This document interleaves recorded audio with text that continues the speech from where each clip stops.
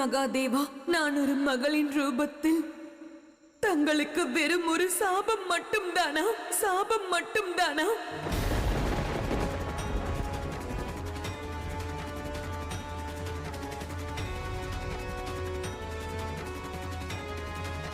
அனைத்து அனுபவங்களுக்கும் இரு பாகங்கள் உண்டு. இன்று ஒரு மகள் தன் அனுபவங்களின் ஒரு பாகத்தை மட்டும் உணர்ந்து தன் தந்தையை குற்றவாளியாக்குகிறாள். மற்றொரு பாகத்தை பற்றி நீ சிந்திக்கவில்லை. ஓர் தந்தை தான் பெற்ற மகளை ஓர் பர்வதத்தில் பெரும் மழையில் தனியாக விட்டுச் செல்வதென்பது எளிதான காரியம் என்று எண்ணுகிறாயா? நிச்சயம் இல்லை.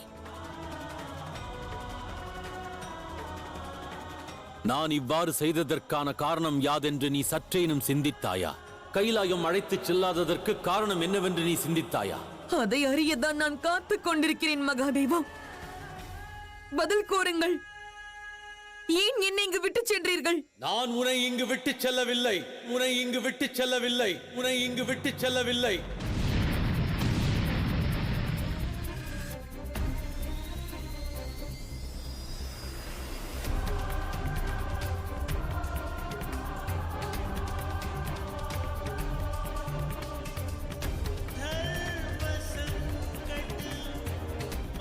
நான் உன்னை விட்டுச் செல்லவில்லை மன்சா.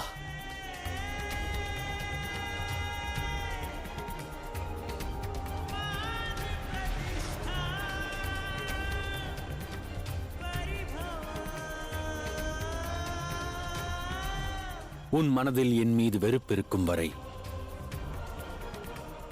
நான் என் தரப்பு நியாயம் கூறினாலும் உனக்கு விளங்கிடாது.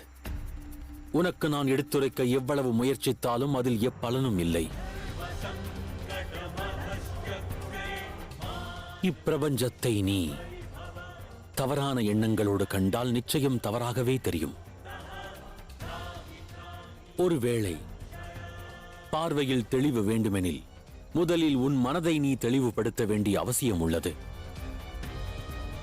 சில கேள்விக்கான பதிலை நாமேதான் தேட வேண்டும் மன்சா. ஒருவேளை நீயும் தூய மனம் கொண்டு நடந்த அனைத்தையும் சிந்தித்தால் உன் கேள்விகள் யாவிற்குமான பதில் உன்னை நிச்சயம் வந்து சேரும். நன்கு சிந்தித்துப் பார் மன்சா. எனக்கு தாங்கள் நேரடியாக பதிலை தந்திருக்கலாம். ஆனால் எவ்வாறு அசுர மாதாவும் அசுர குருவும் என்னிடம் கூறினார்களோ அவ்வாறு தெளிவாக விளக்கவில்லை. தாங்கள் எவ்வாறு அன்று என்னை துறந்தீர்களோ அவ்வாறே இன்று எனது வினாக்களை புறக்கணிக்கிறீர்கள். ஒரு முறை மீண்டும் உன்னிடம் கூறுகிறேன், அன்று உன்னை நான் துறக்கவில்லை. நீ உனது சக்திகளை கடமைகளை தானாக உணர்ந்து அதன்படி செயல்பட வேண்டும் என்பதற்காகத்தான் உன்னை தனியாக விட்டுச் சென்றேன், வேறு எதற்கும் அல்ல. நில்லுங்கள்.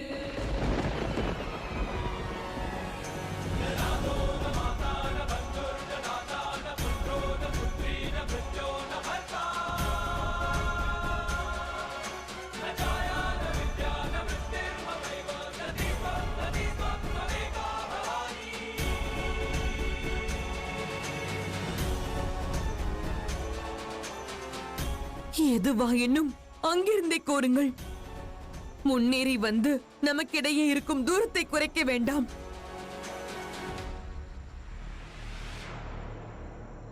சரி மன்சா, நான் இங்கிருந்து செல்கிறேன். ஆனால் நீ கூறிய இரு குற்றச்சாட்டுகளையும் நான் ஏற்றுக்கொண்டாலும் உன் மீதான எனது பொறுப்பு என் நிலையிலும் குறையப் போவதில்லை. அது மட்டுமல்ல மன்சா, ஒரு தந்தையாக என் பொறுப்பை சரிவரச் செய்ய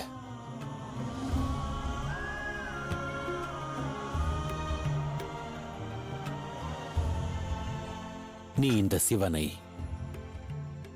உனது தந்தையை மன்னிக்க வேண்டும் மன்சா, மன்னிக்க வேண்டும் மன்சா.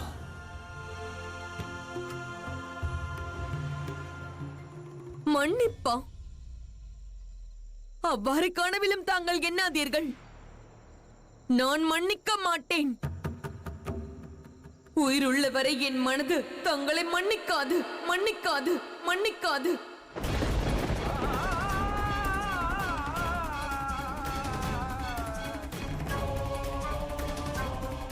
தாங்கள் மிகவும் சாமர்த்தியசாலி மகாதேவா. நான் மதி கெட்டவள். அசுர மாதாவும் அசுர குருவும் கூறியது சரிதான். தாங்கள் உயர்ந்தவர் என்பதை நிரூபிப்பதற்காக, தங்களை சரியானவர் என்று நிரூபிப்பதற்காக எதையும் செய்ய துணிவீர்கள். மிகவும் அப்பாவியை போல் நடிப்பதை நிறுத்துங்கள் மகாதேவா. இப்பிரபஞ்சத்தோரை போல் நான் தங்களை நம்புவதற்கு தயாராக இல்லை. தங்களது சதி திட்டத்தை நான் தெளிவாக புரிந்து கொண்டேன். ஒருவேளை தங்களை மன்னித்தால் அதையும் தங்களுக்கு சாதகமாக்குவீர்கள். சிவன் தந்தையாக இருந்தும் கூட தனது மகளிடம் தலை வணங்கி மன்னிப்பு கூறினார் என்று பிரபஞ்சத்தோர் தங்களை போற்றும்படி செய்வீர்கள்.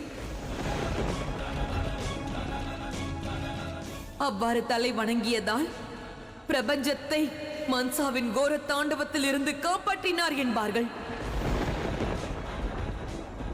அவ்வாறுதானே மகாதேவா? ஆனால் அவ்வாறு நடப்பதற்கு நான் நிச்சயம் அனுமதிக்க மாட்டேன் மகாதேவா. நிச்சயம் அனுமதிக்க மாட்டேன் மகாதேவா.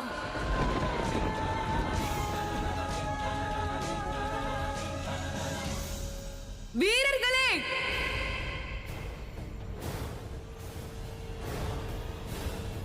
யுத்தத்திற்கு தயாராகுங்கள். பிரபஞ்சத்தின் மகாதேவருக்கு எதிரான யுத்தம் உறுதியாகிவிட்டது. மகாதேவருக்கு எதிரான யுத்தம் உறுதியாகிவிட்டது.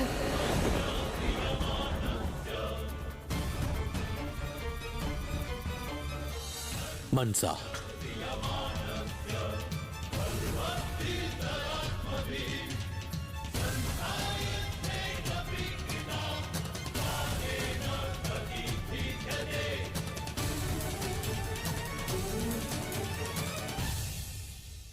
தேவி பார்வதி, மன்சா மதி கெட்டவளாகிவிட்டாள். இவ்வாறு நஞ்சை உமிழ்வாள் என்று எண்ணவில்லை. எனக்கு இது முன்பே தெரிந்திருந்தால் நான் நிச்சயமாக அவள் மனதிலிருந்து விரோதம் எனும் நஞ்சை எடுப்பதற்காக முயற்சி செய்திருப்பேன். ஏன் நின்று விட்டாய்?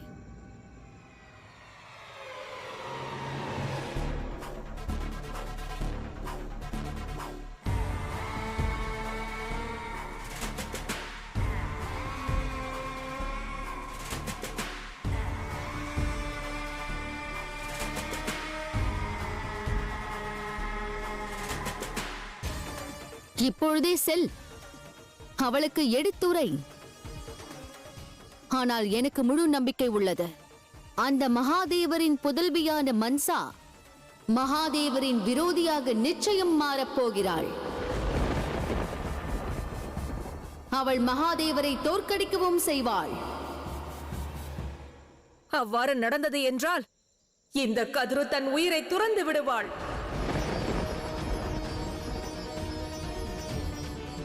நான் உயிருடன் இருக்கையில் என் மகள் மகாதேவரை யுத்தம் புரிய அழைப்பதை காண இயலாது.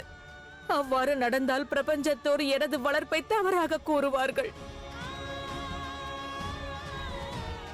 நான் மன்சாவினுடைய தாயாக இருந்தாலும் இக்கணம் மகாதேவரே வெல்ல வேண்டும் என்று இப்பிரபஞ்சத்திடம் வேண்டுகிறேன். இப்பிரபஞ்சத்திடம் வேண்டுகிறேன்.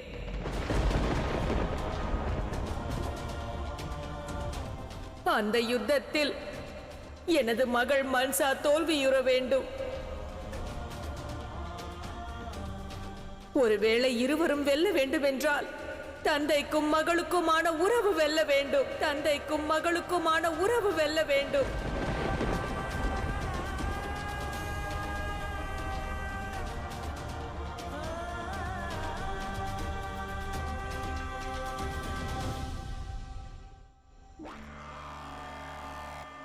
பார்வதி, நீ சென்று மகாதேவரிடம் கூறு. உன் மனதில் உள்ள உத்தேசத்தை அவருக்கு எடுத்துரை. இறுதியாக பிரஜாபதி தக்ஷனை தாங்கள் எப்போது சந்தித்தீர்கள்?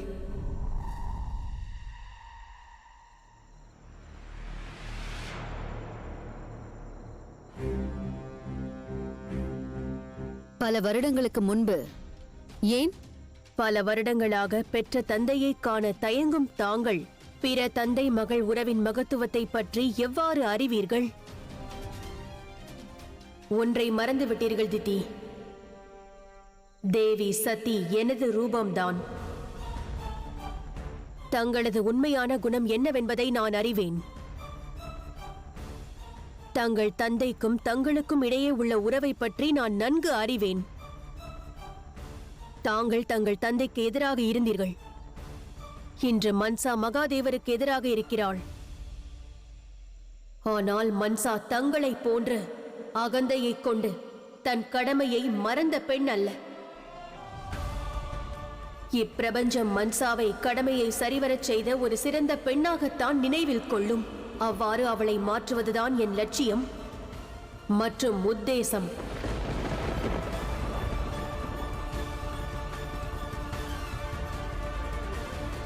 பார்வதி, எனது தந்தை பிரஜாபதி செய்த செயலாலும் இழைத்த அநியாயத்தாலும் தான் நான் அசுரர்களின் சித்தாந்தத்திற்கு துணை நின்றேன். உனக்கு அனைத்தும் நினைவிருந்தால் இப்பிரபஞ்சத்திற்கு சென்று கூறு. உண்மையை எடுத்துரை. என் தந்தை பிரஜாபதி தக்ஷன் எனக்கு இழைத்த அநியாயத்தை எடுத்துரை. நான் ஏன் அசுர மாதா தித்தியாக மாறினேன் என்று கூறு. ஏன் மௌனம் காக்கிறாய்? பிரபஞ்சத்திற்கு அதை எடுத்து கூறு.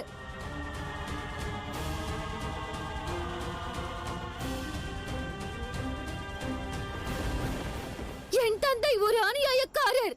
அவர் என்றுமே எனக்கு அநியாயம் தான் இழைத்திருக்கிறார். இன்று அதே போன்ற அநியாயம் மன்சாவின் வாழ்விலும் நேர்ந்துள்ளது. அவள் துக்கத்தை என்னால் புரிந்து கொள்ள இயலும். மன்சா, உனக்கு நேர்ந்த அனைத்து அநியாயத்திற்கும் நீ வஞ்சம் தீர்க்க வேண்டும். யார் உனக்கு துணையாக இல்லாவிட்டாலும் நான் துணையாக இருப்பேன். அசுர மாதா திதி நிச்சயம் உனக்கு உதவி செய்வாள்.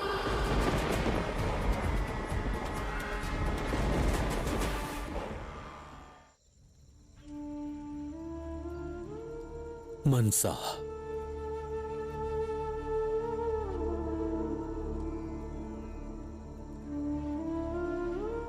தந்தையாக இல்லாவிட்டாலும்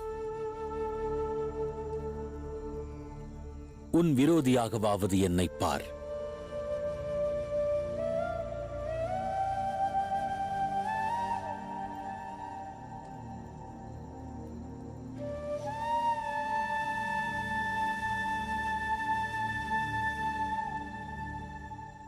நான் புறப்படுகிறேன். இனி உன் வாழ்வில் இருவரும் சந்திக்காமல் போகலாம். மன்சா,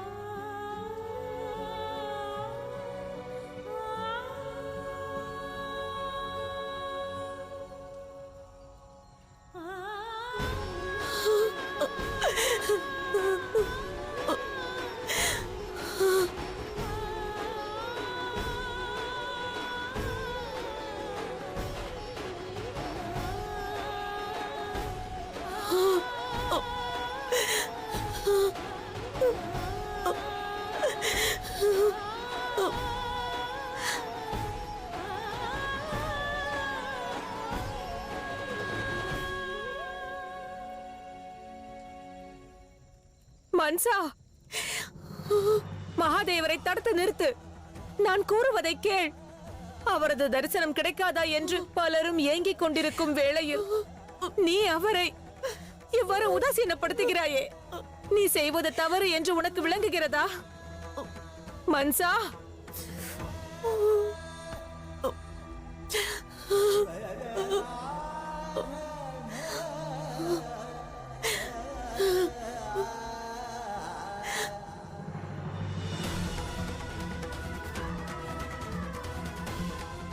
போதும் மகளே, இத்தவறை நீ செய்யாதே. தந்தையுடன் விரோதம் கொள்வது தவறு. சென்று மகாதேவரை தடுத்து நிறுத்து. அவர் வெகு தூரம் சென்றிருக்க மாட்டார். செல் மகளே.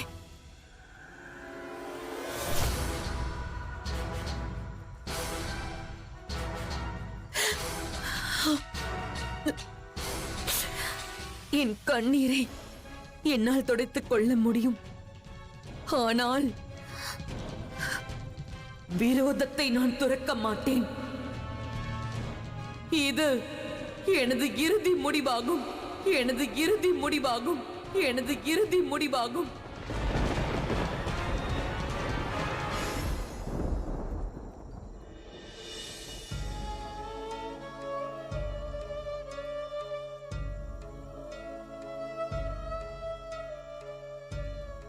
தாங்கள் தங்கள் மகளுக்கு எடுத்துரைத்தீர்கள். இனியும் அதை எண்ண வேண்டாம். இனி என்ன நடந்தாலும் அது நடக்கட்டும்.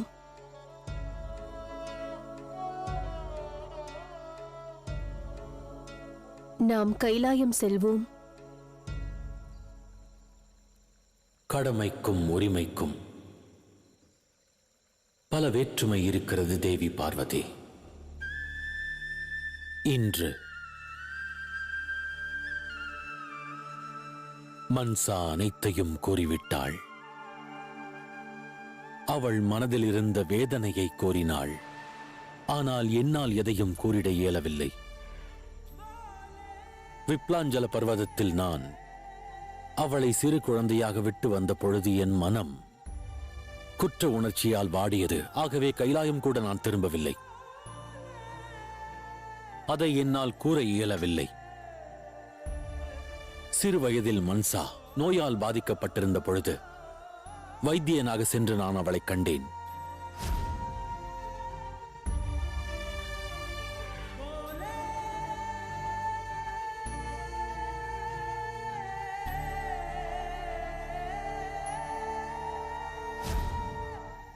அவள் அழுத பொழுதெல்லாம் நான் தூரமாக நின்று மிருதங்கம் வாசித்தேன். அவள் அழுகையை நிறுத்த அவ்வாறு செய்தேன். அவள் அழுகையும் நின்றது.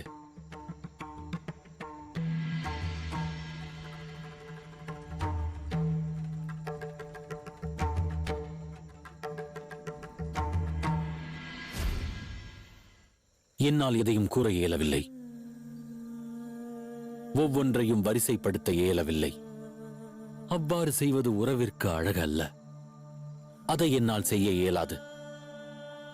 சில நேரங்களில் நாம் ஏதும் உரைக்காதிருப்பது உச்சிதமென்றே தோன்றும்.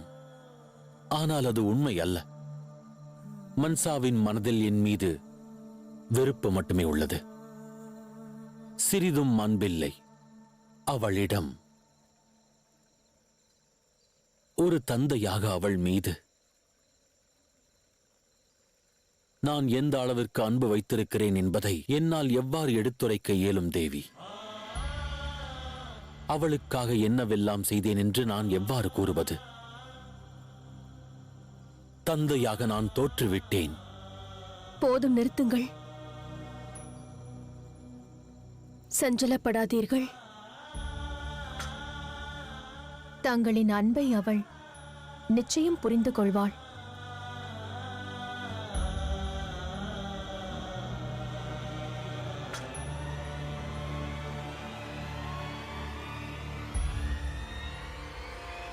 மன்சா, அசுர மாதா திதி உன் நெஞ்சில் நஞ்சை விதைத்திருக்கிறாள். உன் குணம் இதுவல்ல மன்சா.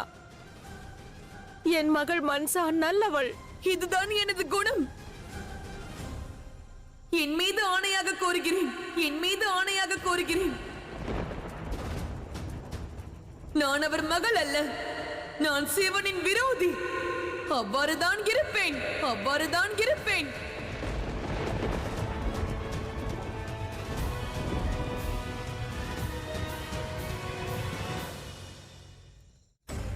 ஒன்றை நினைவில் கொள் மகளே, உன் தந்தையிடம் விரோதம் கொண்டால் தந்தையாக மகாதேவர் எதிர்கொள்வார். ஒருவேளை உன் தவறை கூட அவர் மன்னிக்கலாம். ஆனால் இப்பிரபஞ்சம் உன் தவறுகளை நிச்சயமாக மன்னிக்காது.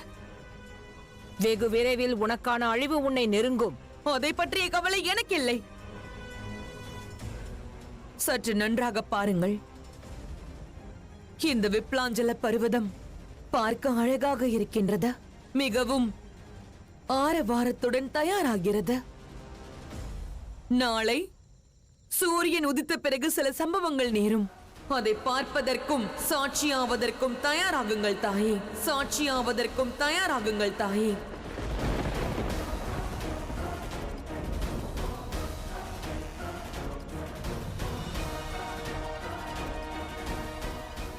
என்ன நடக்கப் போகிறது?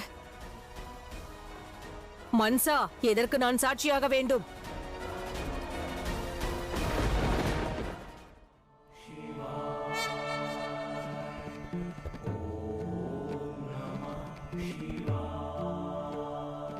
மகாதேவா, மகாதேவா, தாயே, மகாதேவா, மகாதேவா, தாயே, மகாதேவா, மகாதேவா, தாயே, மகாதேவா, மகாதேவா, தாயே, மகாதேவா, தாயே, மகாதேவா, தாயே. என்னாயிற்று? எல்லாம் நலம்தானே? தாயே, நாங்கள் அனைவரும் மகாதேவரின் பூஜைக்காக வில்வேலைகளை பறிக்கச் சென்றோம். ஆனால்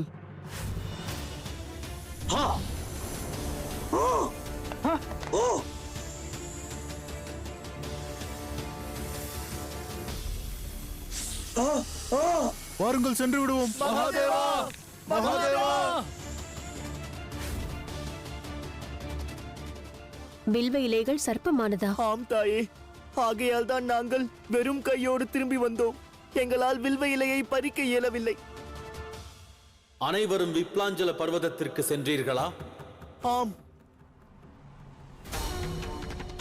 விப்லாஞ்சல பர்வதம் தேவி மன்சாவின் பகுதியாகும். இது தேவி மன்சா என்னை பழி தீர்த்துக் கொள்வதற்கான முயற்சி.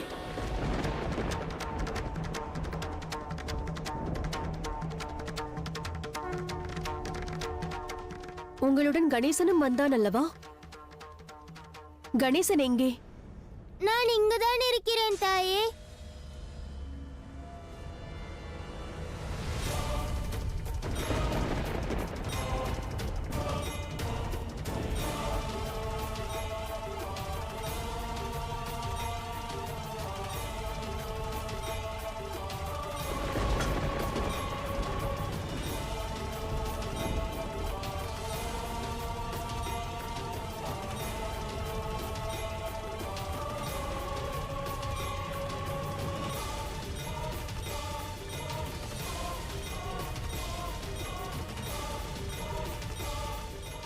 கணேசா, மகனே, என்னாயிற்று கூறு? நான் விப்லாஞ்சல பர்வதத்தில் இருக்கும் வில்வ இலைகளை பறிக்க சென்றேன்.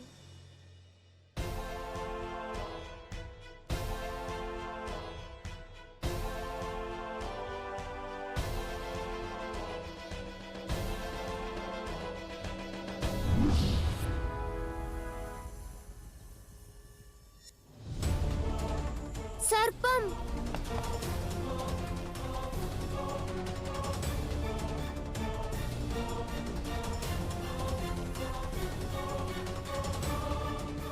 சிவமைந்தன் கணேசன்.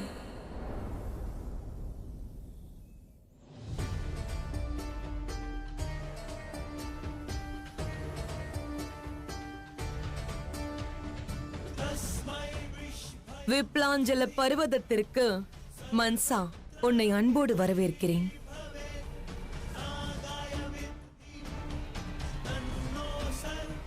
கணேசா, சிவனின் மைந்தன் அல்லவா நீ? உனக்கு லட்டு விருப்பம் தானே? இதோ இதை எடுத்துக்கொள். வணங்குகிறேன் மன்சாக்கா. தாங்கள் இங்கு என்ன செய்கிறீர்கள்? கைலாயம் வாருங்கள், அங்கு சகோதர சகோதரிகள் அனைவரும் ஒன்றாக உண்ணலாம். இல்லை, நீ என் சகோதரன் அல்ல, விரோதியாவாய், விரோதியாவாய், விரோதியாவாய்.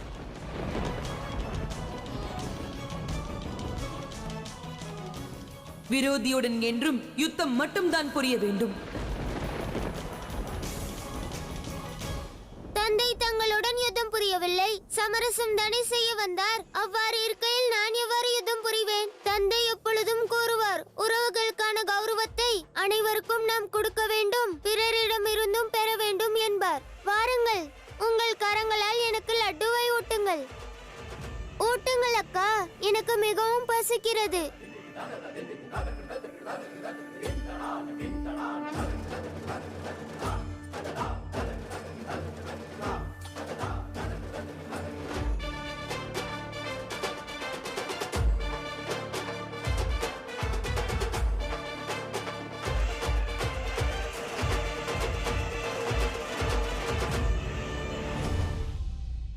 நீ சென்று உன் தந்தையிடம் கூறு,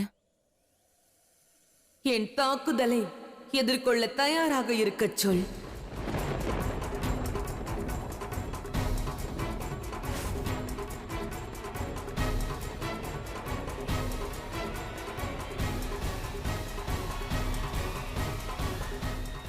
தந்தையே, தாயே, என்னை மன்னித்து விடுங்கள். இன்று முதல் முறையாக உங்களை பூஜிக்காமல் உண்டு விட்டேன். ஆனால் உறவிற்கு கௌரவம் தர வேண்டியது அவசியம் என்று தோன்றியது. நீ செய்தது சரியே.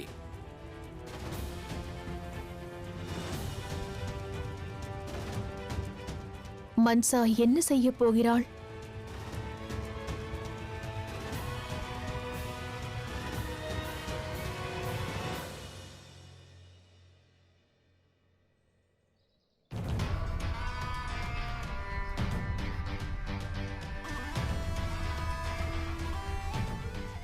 இந்த பர்வதத்தில் உள்ள விருட்சங்களில் எத்தனை வில்வ இலைகள் வளர்ந்திருக்கின்றனவோ அனைத்தும் இங்கு வர வேண்டும். இல்லை என்றால் விருட்சங்கள் அனைத்திலும் சர்ப்பத்தின் விஷத்தை பரப்புவேன். விருட்சங்கள் அனைத்திலும் சர்ப்பத்தின் விஷத்தை பரப்புவேன். பிறகு விருட்சங்கள் அனைத்தும் பட்டு போய்விடும்.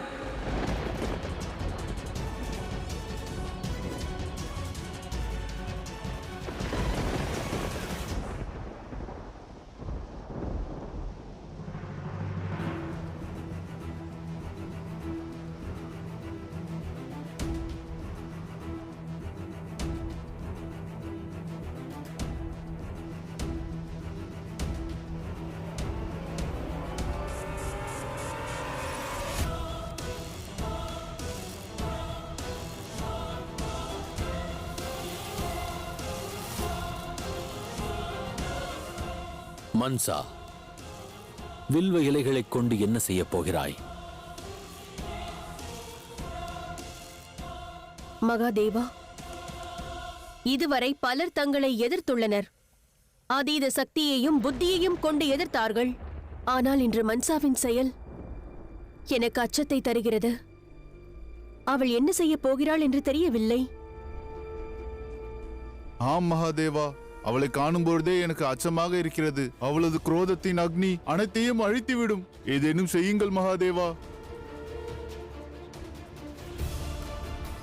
தந்தையே, தங்களிடம் அபாரமான சக்திகள் உள்ளன. அந்த சக்திகளை கொண்டு அக்காவின் மனதை மாற்றுங்கள். அவர்கள் மனதில் உள்ள குரோதத்தை விலக்கி அன்பை நிரப்புங்கள். உறவுகளிடம் சக்தியை பிரயோகிக்க கூடாது கணேசா.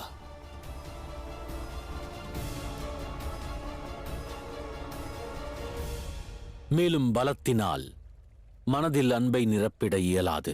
மன்சா என்ன எண்ணுகிறாளோ அதை செய்யட்டும். அவளது செயலில் இடையூறு செய்வது முறையல்ல.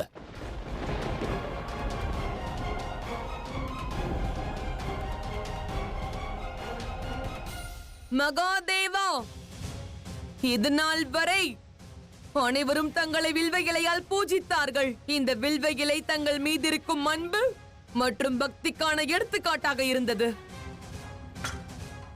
ஆனால் இன்று முதல் தங்களுக்கு எவரும் வில்வ இலையை செலுத்த மாட்டார்கள்.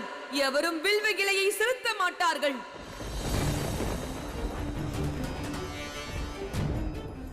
இப்பிரபஞ்சம் காணட்டும் எவ்வாறு தங்களிடமிருந்து தங்களுக்கு விருப்பமானதை இந்த மன்சா பறிக்கிறாள் என்று.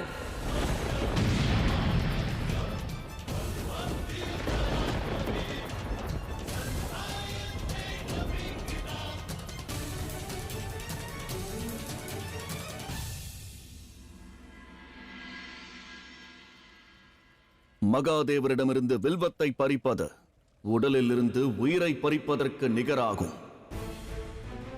மன்சா செய்தது சரியல்ல. நாராயணா, இது எதனால் வரை தொடரும்? இதற்கு முடிவுதான் என்ன? அதை மகாதேவர்தான் அறிவார் தேவேந்திரா.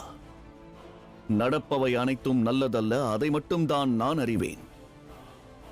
ஒரு மாபெரும் அசம்பாவிதம் நேர்வதற்கான அறிகுறி இது.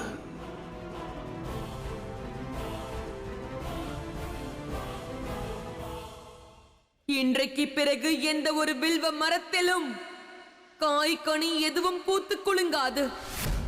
வில்வ மரத்தில் வளரும் இலைகள் இனி பசுமையாக இருக்காது.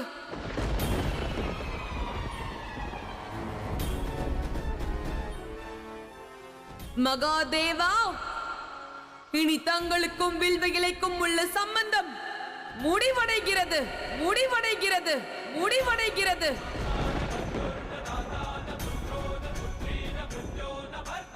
நான் மன்சா இந்த யுத்தத்தின் துவக்கத்தை தங்களுக்கு விருப்பமான வில்வ இலையை பறிப்பதிலிருந்து துவங்குகிறேன். வில்வ இலையை பறிப்பதிலிருந்து துவங்குகிறேன்.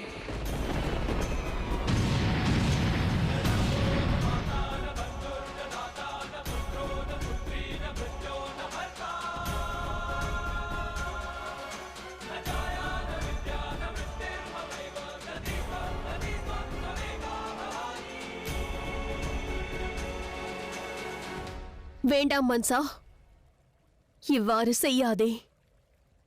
உன்னுடைய குரோதத்தின் அக்னியில் மகாதேவரின் இதயத்தை நீ எரிக்காதே.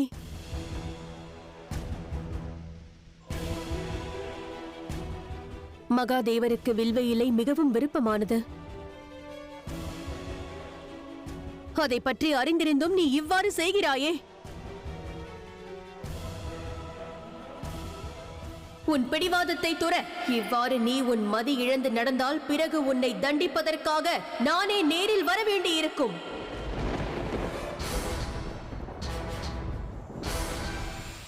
வாருங்கள், வந்து யுத்தம் புரியுங்கள். உங்கள் சக்திகளை காட்டுங்கள். நான் மன்சா ஆவேன்.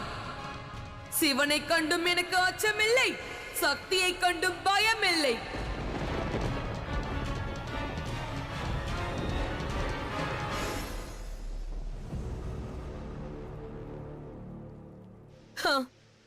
இது வெறும் துவக்கம் மட்டுமே. என் குரோதம் மேலும் வளரும். எப்பொழுது இந்த பிரபஞ்சத்தில் உள்ள இறுதி வில்வ இலையை நான் தங்களிடம் கொண்டு வந்து சேர்ப்பேனோ, கொண்டு வந்து சேர்ப்பேனோ, கொண்டு வந்து சேர்ப்பேனோ,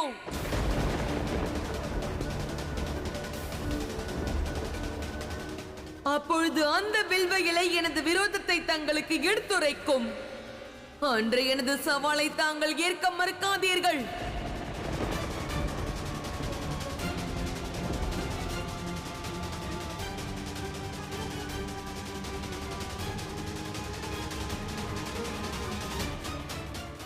வேண்டாம் மகளே,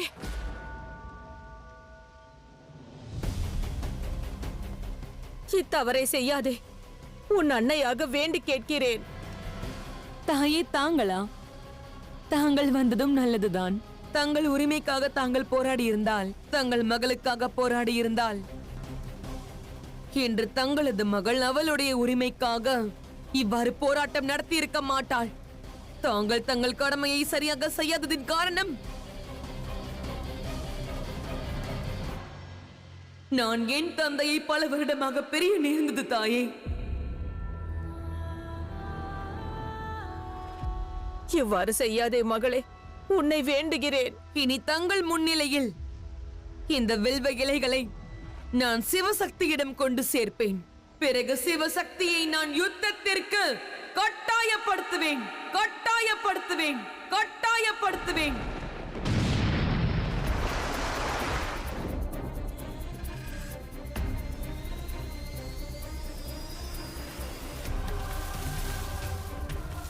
வேண்டாம் மகளே, இது தவறாகும். இந்த அசம்பாவிதத்தை செய்யாதே மகளே.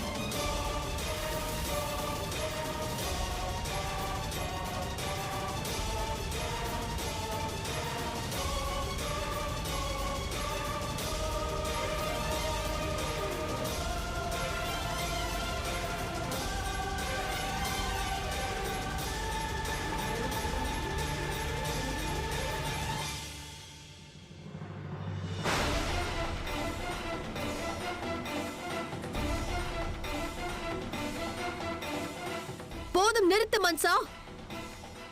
எல்லையை மீறுகிறாய். ஒரு மகளாக நீ உன் மரியாதையை மறந்துவிட்டாய்.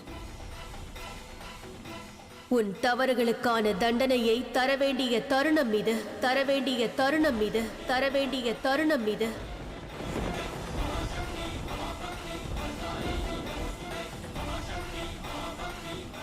வேண்டாம் தேவி, நில்லுங்கள். மன்சா அப்பாவி ஆவாள். உண்மையை அவள் உணரவில்லை. அவள் அப்பாவி அல்ல மகாதேவா. அவள் அனைத்தையும் உணர்ந்துதான் இவ்வாறு செய்கிறாள். அவள் செய்த காரியத்தை பார்த்தீர்கள் அல்லவா? தங்களுக்கு விருப்பமான வில்வ இலையை பறித்திருக்கிறாள். வில்வ விருட்சத்திற்கு தாங்கள் நேரடியாக சென்று தண்ணீர் ஊற்றியதை நான் கண்டிருக்கிறேன். வில்வ விருட்சத்தை வளர்ப்பதை நான் கண்டிருக்கிறேன். இல்லை மகாதேவா, இவ்வாறு நடக்க நான் அனுமதிக்க மாட்டேன். இப்பிரபஞ்சத்திலிருந்தும் சரி, மகாதேவரிடமிருந்தும் சரி, வில்வ இலையை பறிக்க நான் அனுமதிக்க மாட்டேன்.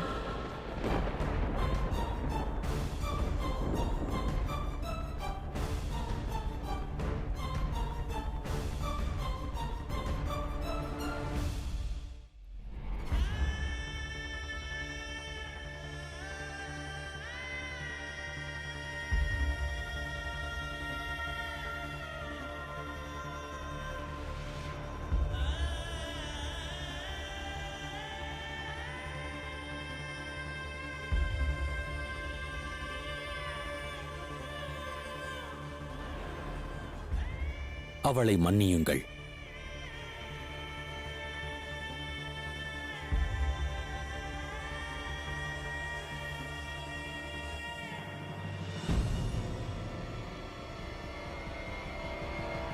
இல்லை மகாதேவா, தயை கூர்ந்து தடுக்காதீர்கள்.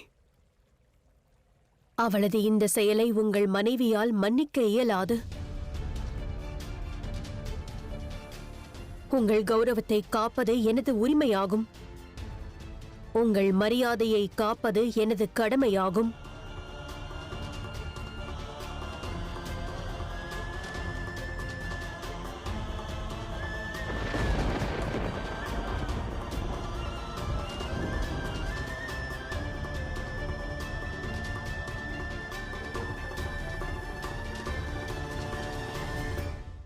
இங்குள்ள வில்வ விருட்சமே, இனி உங்கள் மரத்தில் ஒரு இலை வளர்ந்தாலும் இப்பிரபஞ்சத்தில் உள்ள அனைத்து வில்வ மரங்களையும் நான் பட்டு போக செய்து விடுவேன்.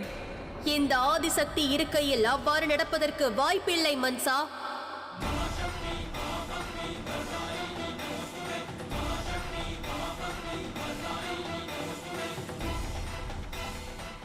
நான் உன்னை இறுதியாக எச்சரிக்கிறேன். உன் மனதில் உள்ள வன்மம் என்ற அக்னியை அணைத்துவிடு. இல்லையேல் என்ன?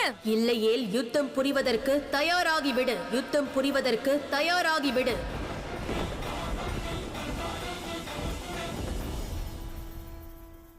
தந்தையே, தடுத்து நிறுத்துங்கள். அவர்கள் இருவரும் யுத்தம் புரிந்தால் அது இந்த பிரபஞ்சத்திற்கு கேடு விளைவிக்கும். மகாதேவா, தங்களை தவிர வேறு எவராலும் தடுக்க இயலாது.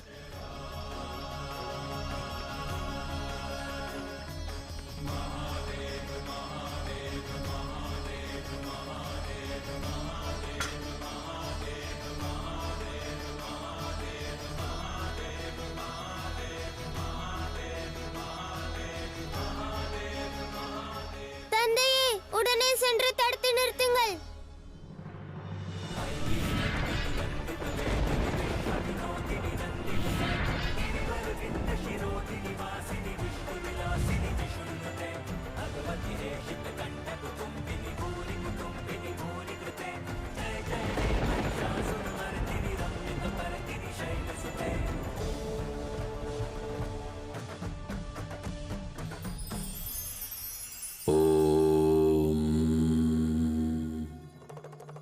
இப்பிரபஞ்சத்தினில் எந்த ரத்தினங்களும் மதிப்பானதல்ல, வைர வைடூரியங்களும் அல்ல. மிகவும் மகத்துவமானது ஒன்றே, அதுவே மன நிம்மதி.